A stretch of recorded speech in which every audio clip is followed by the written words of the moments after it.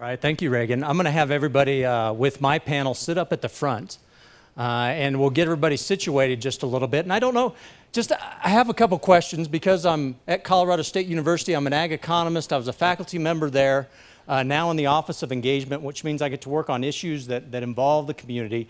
I can't not speak to a group and not ask questions. And so what I'd like to do is just ask you a question right now. I want to see a show of hands. How many folks looked at their gas gauge as they drove here today? As you were in your car driving, raise your hands up high. How many folks didn't look at their gas gauge as they came back up? Okay, all right. How many folks don't want to raise their hand because they're afraid to, because I might pick on them if they do? I was looking at my gas gauge thinking I need to get gas, and so we were going by a gas station right off that Windsor exit, and I looked and I saw the price of gas. Isn't the price of gas something right now? How many folks think right now today that gas is priced just about right? Raise your hand up for me, right? How many folks, not many people raise their hand. That means we have a divergence of opinion. How many folks think that gas is too high right now? Okay, there's a few people that got their hands up saying it's too high. How many folks think it's too low right now? Right? What went into that decision when you were thinking about if gas is too high or gas is too low? What was going on? Yell it out to me now. What were you thinking about as you thought about whether gas was too high or too low? Waste, right? So if maybe gas is a little bit too low, maybe people are using it in ways that isn't particularly, maybe isn't particularly mindful of the way they're using it. So waste is one thing you thought about. If you thought that gas was still priced too high when you raised your hand, what were you thinking about? Oh, yeah, what? Yeah, your own pocketbook, right? Because gas might be an input, right? In things that you do, it might be part of the cost of production for you. Or you might want to be able to spend things on other things too, right? How many folks, when they said that the price of gas is too low, were actually thinking about, that you happen to be thinking about, that maybe there are costs to the environment or to communities or to roads, that maybe there are costs that aren't bid into the price of gas? And really, we need that price. Some folks were thinking about that very thing. How many folks were thinking about if the price of gas is still too high? We're thinking that we need to get out of an economic recession, and cheap gas is good for us. How many folks were thinking that very thing, right? So there's lots of different things when we bring to the table when we think about the price of something. We bring to it our values, we bring into it our beliefs, and sometimes it extends just beyond what that transaction is. Well, we're going to ask our panelists, we have a very diverse, fantastic group of panelists to speak to us today about water markets in northern Colorado and about what that price of water is. And we'll think about it not only in terms of that transaction and what's taking place in the marketplace, but also what are the values and beliefs and some of the things, the ingredients that are important when we think about the price of water and the value of water. So when we walk away today, one thing that I'd like us to do is all have a better understanding of water markets in northern Colorado. I'd like us to have a dialogue about how we think the marketplace is working, and then finally, if markets will help us in the future, because one thing that's true is we're going to ask markets to function in the future as we reallocate water among different uses. So, my panelists, what I'm going to ask you to do in a moment is just to introduce yourself to our audience that we're going to have a dialogue with, and we'll throw questions out at each other and ask each other questions. But after you provide your introduction, one thing I'd like to know from you is, do you think the price of water is too high? Is it too low? Or just like Goldilocks, it's just right? Okay? So are we okay, panelists? Why don't we go ahead and introduce ourselves? Would you like to start, Cindy? Okay. So I'm Cindy Herron, President and CEO of Western Dairy Association. I have the honor of working for dairy farm families in Colorado, Wyoming, and Montana. I've been in Colorado agriculture for 30 plus years. Don't want to give away too much of the age here. So I've seen Colorado go through a lot of different changes in agriculture. Okay, so the water issue. It depends on which farmer you ask. Most of our farmers are in Weld County. We also have a pretty good group in Morgan County. We have some over on the western slope and some to the south around Florence and Pueblo, Calhan, in that area. So it really truly does matter, which area of Colorado that you're asking the farmer that. And I hear all the above. It's they're holding the price. They're doing a good job with us. To wow, it's really expensive for us. To it's okay. Thank you, Sidney. Bruce. Bruce Johnson. My company's name is A. Bruce Johnson and Associates. Primarily, it's my son and I now. I've been very fortunate over the years to have a diverse water experience, from starting on a dirt ditch bank with a shovel and adjust water, all the way to be honored to work with a number of cities and water districts in their acquisitions of water. A lot of activity of water sales from farmer to farmer. Seen a big move in the last 15 years in the way that the whole structure and the underlying factors that address the cost of water has changed drastically. Oh, my name is Andy Jones. I'm an attorney with Lawrence Jones Custer Grasmick, where our office is in Johnstown. And I've been practicing about 15 years in the area of water rights. And I've also had some experience with policy issues in the Colorado General Assembly and with the Colorado Water Conservation Board. My work has focused specifically on the preservation of irrigated agriculture and the development of viable water markets.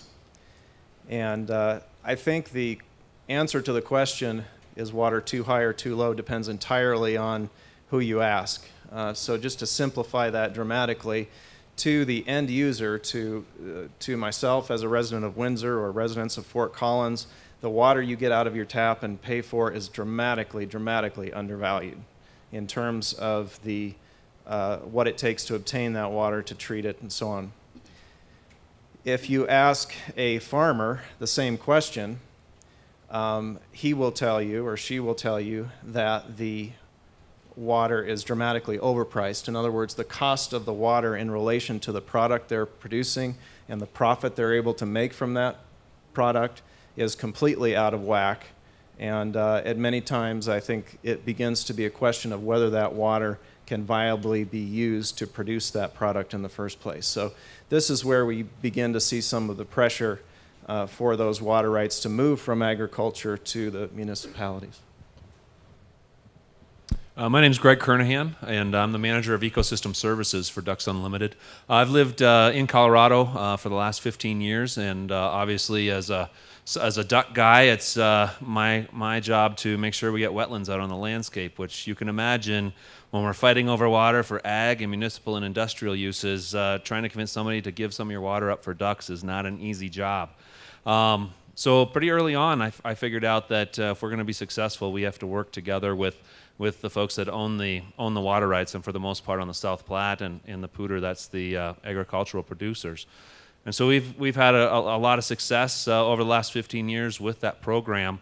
Our program actually works to build what we call recharge wetlands, and they provide habitat for waterfowl while at the same time providing river augmentation for augmentation plans. And so we get the habitat, and then the folks that we work with are actually able to take those river augmentation credits and use them or trade them or lease them to keep agricultural operations going, or actually provide those to municipal and industrial uses. So we found a real niche market for ourselves and been very successful with that.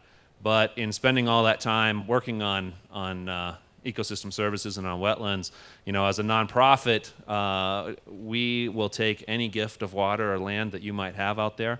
But pretty much every bit of water is a little too expensive for us. But when you look, and I agree completely with what Andy said, is that when you look at what's going on with agriculture and their needs, I think that water is probably priced about right for ag. But when you turn around and look at the need for municipal and industrial and the pressure to move that water, it's much more valuable as it transitions, or as it transfers. So I think that there's a lot of work to be done in the state on these markets and facilitate water transfers a lot easier. You know, thank you, panelists, for introducing yourselves and talking a little bit about that price of water. One thing that I picked out that you'd said was talking some about the structure and maybe changes taking place, or a need for change taking place. To make sure that we're sort of all on the same page with regard to water markets, could you describe how you view a water market in northern Colorado? Is it like a supermarket? So you walk in and you pick out the things that you want, and some products are priced at a high level and some's high quality and some's low quality? Or is it like buying gas as you're coming off the interstate and you can see advertisements? What's the water market, so to speak, and how much water is out there? What's that structure look like? I think the market is pretty much focused on who the buyer is. And in real estate, we have a saying that it's location, location, location. And that's where you get it. It's not like a supermarket. It's not like one box of Wheaties is the same no matter where you're at. The water is big difference between farmer to farmer, and whether you're close to Denver or whether water is northern Colorado's Big T water. Big difference. There's no two kinds of water that are the same.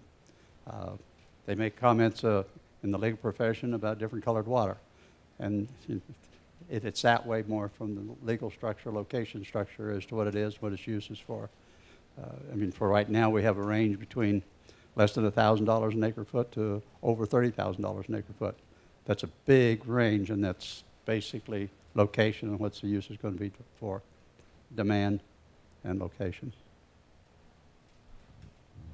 For dairy farm, you know, they need a lot of the same things that you all do out in the audience. They need access to high quality water, you know, transportation, roads, activity, infrastructure. And so for a dairy farm, you know, they're looking for that water quality and water quantity so that they can have good health and nutrition for their cows. In Colorado, we're so fortunate because our dairy farmers are ranked in the top third, even though we're a very small dairy state in comparison to the rest of the United States. We're really a small dairy state, but we have very innovative dairy farmers. And so one thing that they do need is they need access to really good quality water and also quality feed for their cows. Say that the two variables that most affect the price of water would be the location and the availability. So location is everything in the sense that we actually have to physically move the water to the place we want to use it. And in Colorado, our general rule is that water rights are decreed for a specific use at a specific location. And they can only be used at that location in the absence of a water court change in use case and an expensive administrative judicial proceeding to change the location of use. So if somebody is looking for a water right, they're first going to look in their immediate vicinity because there's a lot of transactional costs with moving that water around and a lot of risk associated with that as well in terms of the potential to lose some of that water right in the process of moving it to a new location. In our region, we're really fortunate to have another kind of water, and that is Colorado Big Thompson units, this federal project that was constructed by our preceding generations here. That's unique in the sense that it brings water from the western slope and has a large delivery system, meaning that there are lots of points where you can deliver that water, and you do not need that administrative change in order to do that. So that increases the value of those CBT units. The second element is availability. So in Colorado, we function on the priority system, which is first in time, first in right. So those that came here and established water rights first have the better right to that water in times of shortage. And they can sell that priority to another person.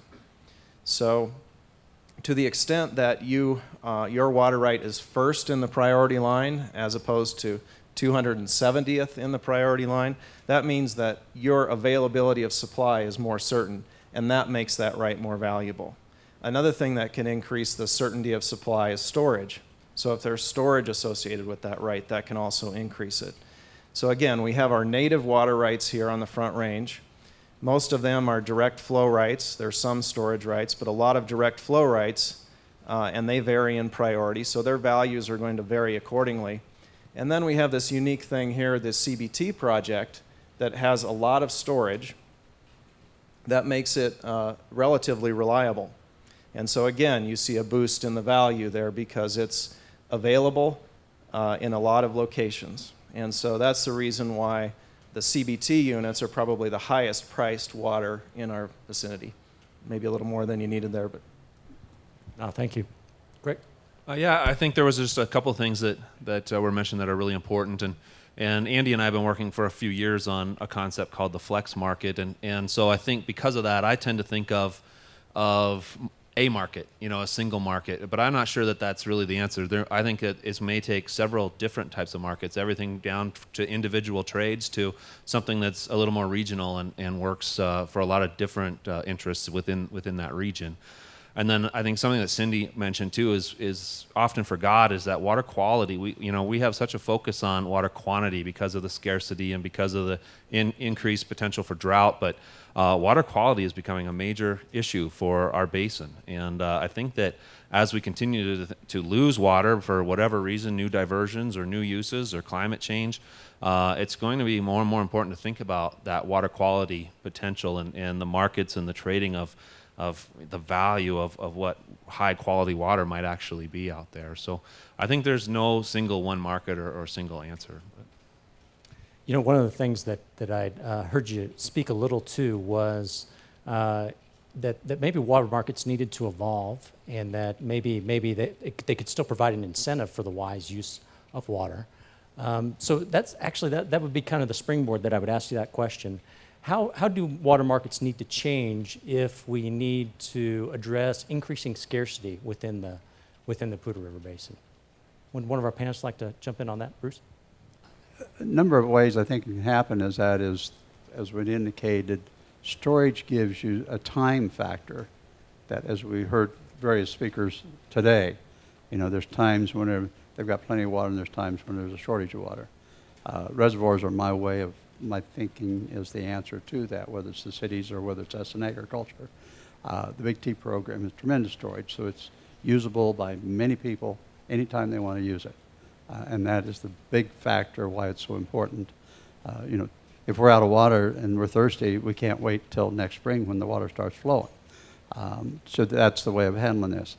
The other part of it, I believe, is that needs to be dealt with is there's different costs in these reservoirs. If you're doing irrigation costs of reservoir water right, and you're using a junior water right, you're looking at $4,000 or $5,000 an acre foot to construct the storage. If you're going to be doing something that's with the city of Greeley's or the city of Fort Collins or any of the other municipalities that are looking at early water rights, constructing them up in the mountains, you got a big cost in putting that particular item in there. So all I see is that it's going to be more expensive, more diverse as we go into time because of these conflicting issues. The only exception to that is panacea of finding a simple way of legally changing what takes place there. I don't see that as going to happen, but maybe Dave has a better idea of that. Most of the water in this region, as well as throughout the state, is actually used for agriculture, about 85%. And as I described, those water rights are decreed by the water court only for use in agriculture. And I think one of the things that we need to do in order to establish a viable market and maintain a greater level of flexibility, which we need in order to respond to higher variability in climate, for example, and increasing population pressure. One of the things we need to do is to allow those agricultural users to apply those water rights to something more than just agriculture. In other words, give them the opportunity to change those uses and be able to perhaps lease that water to environmental uses when needed, to the municipalities and that kind of thing. And that we think that might bring some kind of a balance or an opportunity for ag users that would tend to keep them in the market. It would also create some flexibility in the system that would be beneficial to all of us in terms of meeting our demands.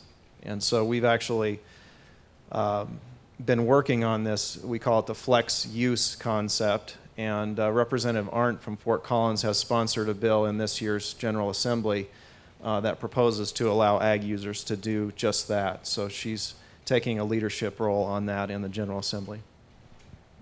So both Bruce and Andy, you brought up a couple thoughts in my head here that I was visiting with one of our dairy farmers this last week and just asking him, what are you doing on your farm specifically to really manage that water? And when you talk about a market, it's really about, it gets back to the farm.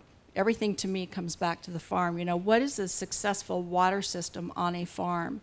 And then you go out to some of the technical things that you all are talking about. But when you talk about a successful water system on a farm, it's about that energy and water are working together, and that farmer will be able to have the correct amount, the quantity of water, the quality, and also the temperature, because they're a 24/7 operation. And so that means that they have many diverse things going on at one time. And because of that, you know, they have the cow who's drinking water, the milk parlor, they're milking the cows, the barns, the lagoon system. All of that is happening at the same time. So it really is about, to me, that marketing system is about an ag system, and then it gets into a bigger perspective into the community system. I heard many comments this morning, you know, that we're all in this together. It's not just about a dairy farm. It's not just about agriculture. It really is about a total community system. So when you look at that marketing, you know, we should be looking at this together pretty seriously. Yeah, I like your comments about the fact that it is a community system, and I think that's one thing that gets lost, and I think I mentioned it earlier too, is that kind of the wetlands and the environment kind of get lost in all these different water transfers. And there was a study completed on the Poudre, and I think they're trying to repeat it on the South Platte, where the removal of this water off of the landscape, or even just the increased efficiency moving from flood irrigation to sprinkler irrigation does have an impact on wetlands. And so when we're starting to think about how the markets work, I think we also have to think about not just storage or you know, what do I need on the farm to make it work, but I think we have to think about some of those externalities. I know we think we have this perfect system that works and these trades are somewhat fair, but the fact is there are some externalities to these considerations that will have devastating effects on the environment and on the wetlands as well. So we have to think about that when we're moving forward. The word community has come up quite a bit here in the last 2 or 3 speakers. This is a thing that we haven't quite seen here in the Poudre yet. But you look in the Ark Valley, for example, and we've had this by and dry, which was part of our topic. Vast communities have just dried up, literally. And the people have moved out of them. They have a tax base that's gone. And you see just that whole thing's changed. In this Poudre, you know, the city of Thornton came in, I don't know, 20, 25 years ago, maybe even 30 by now, and bought up a lot of this. But that water has still stayed. The farmers have still used it, but we've already seen some economic impact in those communities. That's a price that's different than the price per acre foot, whether it's to construct or whether it's to buy. That is salient. You as an economist understand how that fits back into the community, the turnover effect of the dollar that gets generated or the loss of that. You know, the Highland school system, for example, has already been squeezed by that mobility away of the water rights.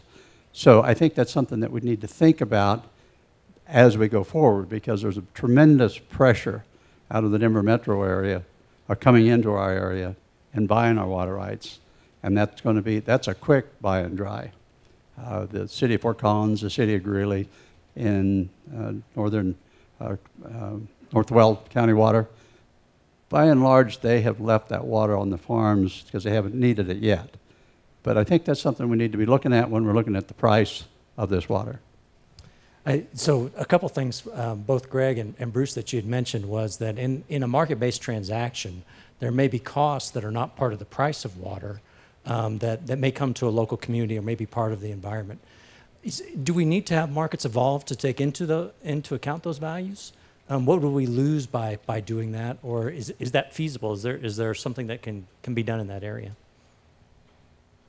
Yeah, no, I think that, yeah, they definitely need to evolve. It's, I think it's one of those things, especially when we're thinking about buy and dry and removing the water from the properties. You know, these wetlands and our riparian systems all evolved basically off of return flows from irrigation. And so it was only until recently that we started to figure out there is this conjunctive use, this connection between what's going on the surface, what's going on with the groundwater, and how that affects our wetlands, affects our rivers. And so when we came up with prior appropriation and kind of the system that we use today, there wasn't a whole lot of consideration for what happens if you just have a one-on-one transaction. And so there's definitely some externalities here, definitely some impacts that weren't considered before that are certainly worth taking into consideration now. I think we need the value of water at a minimum to reflect some of those externalities. I would agree that's an important factor to try to consider some of those environmental and social externalities that happen when water leaves a region. That's a difficult issue for us to tackle as a community and from a legal standpoint as well, because there's a balance there. You know, there's a concept in Colorado that a water right is a property right, and it's entitled to all of the protections of any other property right, so that, you know, on the one hand, we're acutely aware as a community of the cost of a farmer selling the water rights on the farm and that farm drying up, causing those externalities. On the other, we have to balance that with a respect for that farmer's opportunity to decide how they will dispose of their own water right. And so there's a tension there that we need to come to address.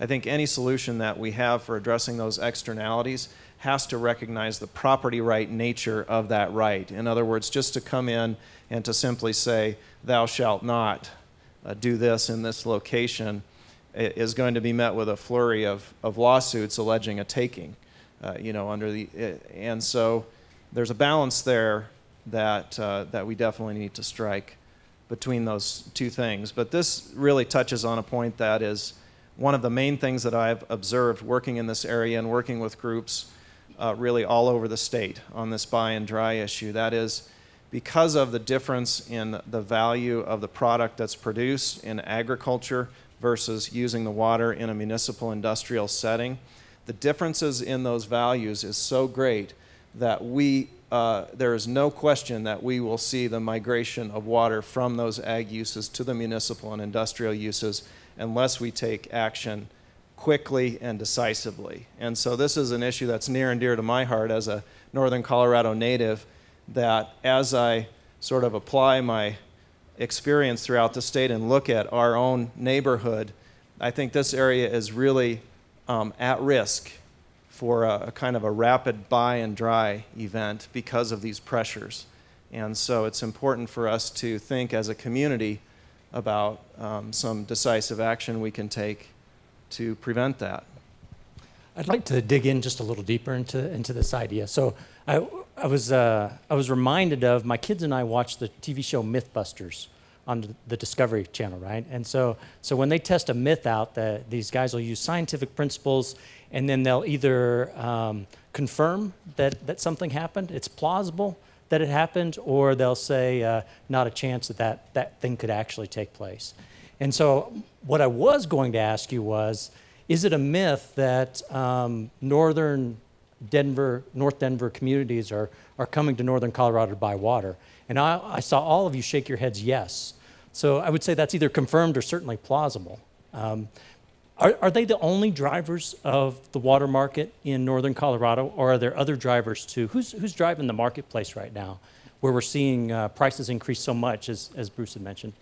The first driver of the market, I believe, was the greater metro area. I saw this coming in here 10, 15 years ago.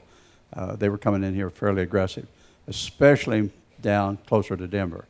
The Brighton market, then the Fort Lupton market. The ditch companies that were down there were being aggressively purchased. Now there's about a 4 times difference in price of water rights in Brighton versus water rights at Eaton, for example. And that's just going to be driven higher and higher as they run out of water, available water down in the Brighton area. And they're already trying to form different kinds of construction avenues to pipe the water from Kersey to Parker, for example. Some way of literally bringing the water from those two sites. So that's not a myth. That's happening, and it's driving it very rapidly. We have other things that have stepped in after that. The oil and gas activity, the dairy activity that's moved into this part of the country. They had to have more potable water, and of course the simplest way for that is to get it through the Big T project, through the municipalities that serve their area. or quasi-water districts.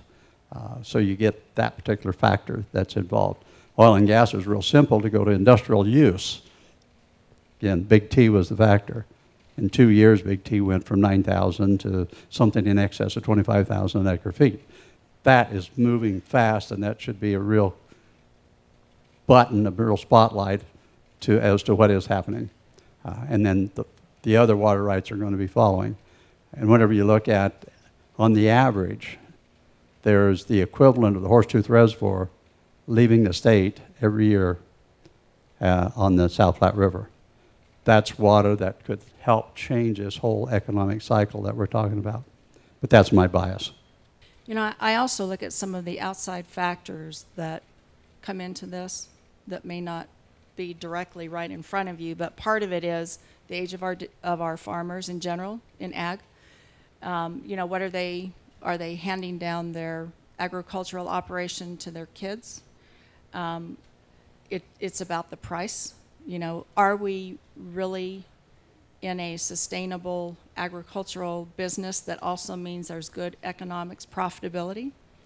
You know, you look at even like what Leprino did when they came in and built a plant, you know, that does create more activity, which means there's more opportunity for our dairy farmers to stay in business or to expand, or for others to come in and relocate, to buy up maybe someone who is ready to retire. That, you know, so there's a lot of other types of activities that I think also affect this. Discussion of factors there. I guess what I would add is there's a distinction between a North Metro or even a South Metro entity that comes in and buys shares in a ditch in northern Colorado and makes various plans to take that water from this region permanently to support economic growth in the metro area. That's one kind of buy and dry, and that's probably the most devastating kind because, you know, the value that water represents to our economy is gone forever. And it could also have some negative environmental effects and all of the other things that go along with that. The second type is, I think, also distressing to some folks, but it is where our communities here in northern Colorado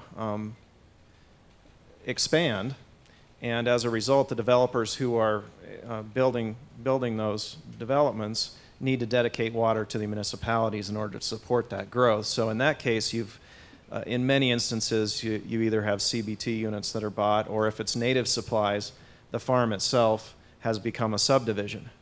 So we could have debates about that as well, but at least in that event, the value is staying in our area. And we still, you know, whether the water was in agriculture or now it's municipal, at least it's supporting our economic activity here. So that's a distinction I would make. So I heard sort of metropolitan area communities may be coming for water. That's a driver of water price. Local development might also be part of that. And in this today, they've talked some about development and what that means for water. Also, the oil and gas industry perhaps is driving it, and there's opportunities for agriculture too. Companies and producers that want to take advantage of it as part of that water future. So a complex set of uses going forward. We just have a few minutes, and then we're going to turn it over so we can have a dialogue with the folks that are here attending the forum, and so they can ask some questions and reflect a little bit. But before we do that, if you were to say to this group of folks one thing about how markets function and what they need to do in the future to help us meet growing challenges, what would be that one thing that you'd leave these folks with? I'll start because I'm not exactly sure I know what the answer is. So, I think that the concept that we've been working on with this flex market is a good idea, and it will help remove some of the barriers to water transfer so that agriculture may continue to own the water, but have a lot more opportunity to lease that water in short terms to almost any beneficial use that they want to within the division.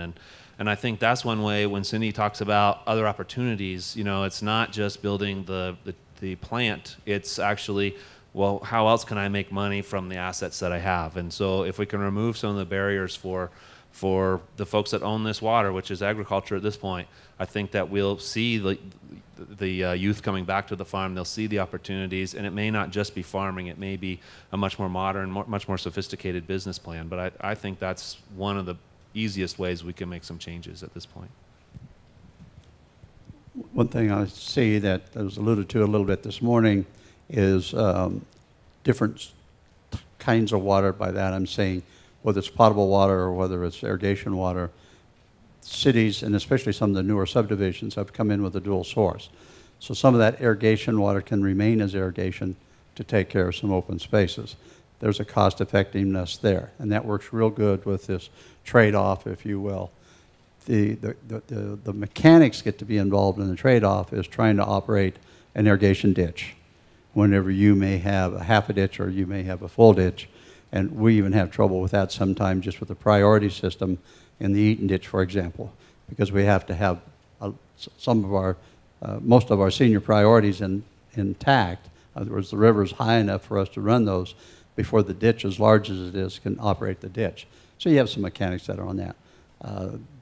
I've said beforehand that the people in our audience that have all the various stakeholders, if you will, in this whole water climate, there needs to be a way to start working together, and this forum here is excellent as far as getting together and finding out that we're not out here to kill each other, and that we need to be finding ways to enhance and store water and make joint projects. I think if there was one thing I would communicate to this group, it is that it is really imperative that we develop some kind of a market-based intervention to ensure that our water supply in northern Colorado remains available to future generations. So that is whether you're here with mainly an environmental mindset, agricultural, municipal, somewhere in between. If we don't have the water supplies and the economic driver in our region, you're just rearranging the deck chairs on the Titanic at that point. So really respect the conversation and the efforts that the Water Institute have made, and the Poudre runs through it. And there are a lot of complicated issues, but that would be my message, is let's be sure that we as a group protect our joint interest of making sure that we have a viable water supply here to work with. So I think I would just reiterate what I said before, that when we look at the needs of water, that it's not just about ag, it's not just about the town, but that we look at it as a community. And with water, it's so location dependent, and so that community in that location. And then have we really identified what those water challenges are? Do we really have the right science and the right technologies and the right innovations that are being developed in that particular area, in that total water system, I guess? Panelists, thank you. I'm going to turn the reins over to the participants here at the forum and see if you have some questions for the panelists or comments or ideas maybe that we can take with us. Thank you. Very, very informative. I think Bruce started to answer this question when he talked about Horsetooth Reservoir in the South Platte flowing out of the state. My question is how much water is Colorado legally entitled to that flows out of the state without even one use of that water? I don't know a direct answer to that. Figures I have heard that there's, on the average, flowing out of the state of Colorado on just the South Platte, that it averages in the neighborhood of 200, 250,000 acre-feet of water a year, on the average, flowing out, that we could, at some way, keep in the state and put to beneficial use in some form or another. I believe that's the right figure, and if there's somebody here from Northern, they'd probably be able to give me a correct figure on that. But Actually, I'd defer that too, because I know there's more expertise in the room than what I have to answer that question. I thought the second half of your question was interesting, though, because you said it gets even used once. I'm not sure how much water is actually available that flows across the state line that hasn't been used at least once. It would have to be sort of in the lower end, because we make such a great use of the water resources we have, and wise use. So that's certainly a good question for us. to be more specific on that, I think that there are times, even today, that on the South Platte River, there'll be spots in that river behind diversion structures that there is no flowing water. So that tells me, to answer your question, that all of the water gets used somewhere at least once. The exception would be the floods. Andy, did you want to add something there? Yeah. I wanted to add that the Water Institute, under the direction of the General Assembly, performed a study addressing exactly some of those questions. It was in response to House Bill 1278, and those results are available on the internet. Dr. Wascom and his staff took a close look at that, and if I could be so bold as to summarize it, the conclusion was that in terms of efficiency of water use in the South Platte Basin, we're doing well. We've made a lot of steps forward, but we could do better. That there is some increment that we could preserve some of that water. The water out of the state at the state line in the South Platte is a bit misleading because, as we've said, a lot of that water has been used several times over before it arrives. And a lot of the surpluses come either during times of flood, which we could not capture without an on-stream reservoir, or as a result of return flows arising below the major diversion points on the river. So, however, with some plumbing and different kinds of administration, the conclusion of that study was that it appears we can do better and we can preserve some more of that water. I knew I remembered reading this figure, and I couldn't remember the figure, but it's the 400-page document of the Colorado Water Plan that just came out. It's in there. It's in the first probably 20 or 30 pages, as I remember. But for those of you that want a really good read, it is a pretty good read. It's long. CSU might give you 3 continuing education credits, by the way, if you read the state water plan. Other questions for the panelists? Yeah, my question is time to market function. Cities come out and buy this water from agriculture because it's worth way more to them than it is to agriculture. I moved to the town of Wellington here a few years ago, and I'm a numbers person. And what amazes me every month, and I wish everybody in here would check this when they get home, my water bill is never as much as my internet bill. My water bill is less than half of my television bill.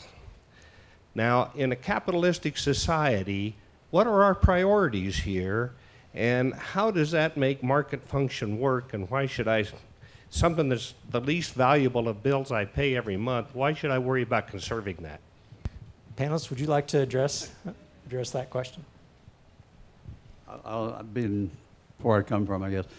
I'm right with you. And the only reason why your water bill is where it is because those of us in agriculture 100 years ago built the structures that now everybody else in the state of Colorado is benefiting from those foresights of those individuals, those pioneers that had a way of managing water. I would totally agree with that we are sort of standing on the shoulders of giants here. And the question before us is, what will we do? What will we do to keep that? In terms of why the water bill is so low, I think it's because there are a lot of externalities that aren't represented in the bill, and that all of us should think about that, and that if we really value the things we're talking about here today, that we should be willing to have our water bills reflect our values for our community. Andy, I just want to applaud you for your flex market work. I think it's really, really good. Same with you, Greg. One question about the flex market stuff is, I think if you look back 50 or 80 years ago, all the farmers around here grew crops that were mostly early season water dependent, and they realized there was more value in growing crops that were later in the year, like row crops and other high value crops. So they built the reservoirs that we've been talking about. Unfortunately, at this point, as we go to water court to change the use of water, there's no designation to separate those type of uses, early season versus late season. I think I recently heard from somebody that was trying to change a reservoir storage right, that they required complete dry up on a farm for that water right. And that seems like we're not really working together to maximize out that resource, because there's still plenty of early season water on certain years that these farmers could grow a wheat or a barley or a hay crop and not dry the farm completely up, but yet the city could share in some of their needs. I think last year we heard from the municipalities that their biggest need is water in September, October, November, December. The farmers don't need water in October, November, and December.